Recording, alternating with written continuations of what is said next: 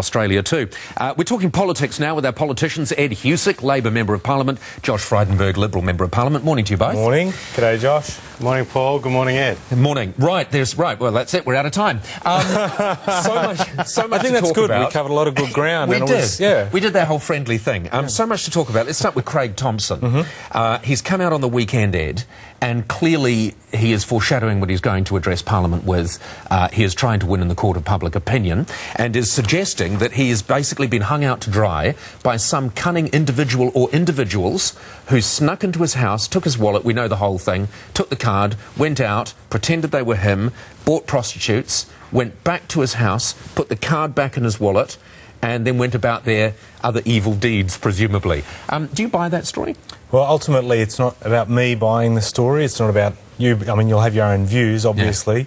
Yeah. It's ultimately about, when these matters either go to a civil or criminal trial, that, someone basically will review the facts and make a decision. It's too easy, and especially in this day and age, everyone wants to make judgment. Ultimately, you're accountable for your actions, and he'll have his. Well, I want you to make judgment now, just personally. I don't expect you to say. You didn't even put the gavel on the table. I didn't expect you to say he's guilty because I know he's guilty. I just want you to say he's guilty because I think he's guilty. Oh, is that the way? Okay. See, I should have got those instructions on the way in. I know. I'm sorry. We've let you down. But seriously, that is the story he's expecting people to believe. I mean, do you swallow it? But again, it's not me. You're not prepared to say what you think. I know what you mean. It's not my job to be able to... Because this is where we're at the moment, where Parliament is almost become like a star chamber instead of a parliamentary chamber, where people are supposed to just make a decision about whether or not a person sits... I think this is a different case. Where a person sits, whether or not they're actually... And we've covered this previously. We have, but I think Craig Thomson's in a different position. I'll tell you why in a minute. I'll just see if Josh is prepared to answer that question. Do you buy that, that very complicated set of scenarios that had to take place?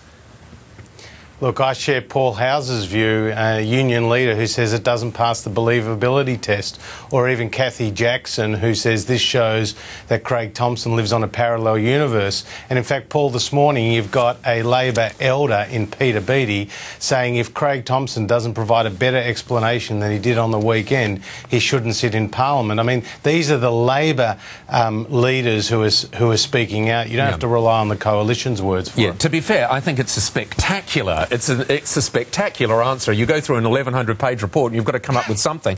The reason I think, Ed, that Craig is in a different situation from Peter Slipper and so many other people about whom allegations swirl, is that there was a 3-year taxpayer-funded investigation by Fair Work Australia. They heard all of this, they studied it for 3 years, and they made a judgment call on it. So it's almost not like we're prejudging him, is it? We're judging him based on a 3-year investigation. And that investigation will, cover ground, depending on how you look at the facts. Yeah.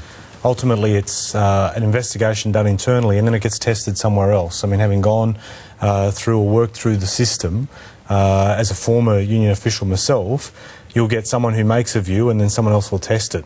And so that's why... And a lot of these bodies as well, they're notoriously conservative, not in the political sense, but in the sense of they're risk averse. They'll be very careful about how they They're on the side of caution. Yeah. And I know I've asked you this before as a former union official. You must be disappointed. I mean, unionism in general has been dragged down by this. Oh, absolutely I am, because I look at the way that I approach the job myself, and I'm always very conscious in terms of the fact that you're relying upon people making willingly a contribution to the operations of a union, and I was always exceptionally mindful about that. So it does make it very hard. In a sort of related story, Josh, how do you feel about Tony Windsor's suggestion of a possible referendum stiffening really the expectations that we have on members of Parliament's behaviour? Look, I will have a look at what Tony Windsor has to say in more detail, but the point is Tony Windsor's just become an echo of the Labor Party. He wasn't prepared to support a motion which Peter Beattie has said that sounds like he supports, which is that Craig Thomson shouldn't be allowed to sit in the Parliament and have his vote counted on the Labor side. So we'll see what Tony Windsor says, but Tony Windsor really is now just an echo of the Labor Party. All right, let's talk gay marriage now, partly because Obama's come out, of course, first United States President to technically support the rights of gays to marry. And then, of course, we had this extraordinary thing, this 150 medical professionals, doctors, etc., who've written this letter to the Senate State Inquiry here in Australia saying that gay marriage poses a health risk to society. Where do you stand on it, Ed? Well, reflecting certainly my constituency and talking a lot with people out there, they're not necessarily comfortable or ready to endorse the notion that we should change the definition of the Marriage Act at the moment. And it is difficult as a representative. You know, my personal views is I'm not opposed to the notion at all, but you do try to reflect your constituency, and people aren't ready to. Which is what you were elected to do. Yeah. Yeah. So essentially, what you're saying is, from your point of view, you're not personally opposed to it, but your feeling is that your constituency is opposed to it, and you represent them. That's right. Yeah. Josh, your situation? Well, look, I mean, the law currently says that people in same-sex relationships can raise children, and I'm totally comfortable with that. It's a different issue when we talk about gay marriage, and I've spoken in the Parliament in support of civil unions, but not of changing the definition of marriage in our current law between a man and a woman. All right. So basically you're in favour of them having some kind of officially recognised ceremony, but it shouldn't be marriage. OK, just one quick line from both of you. We'll stay with you, Josh. Climate change, the report is out today. Are we all doomed or not? What's your view? Look, I don't have an issue with the science of climate change. Just quickly. I've said that publicly. But we're against the carbon tax. This is, Paul, this is about the carbon tax. Well, but let's say, not about the just very quickly, if we change. just hold with climate change, do you think we're all doomed? Do we have to do something, or is it all just smoke and mirrors?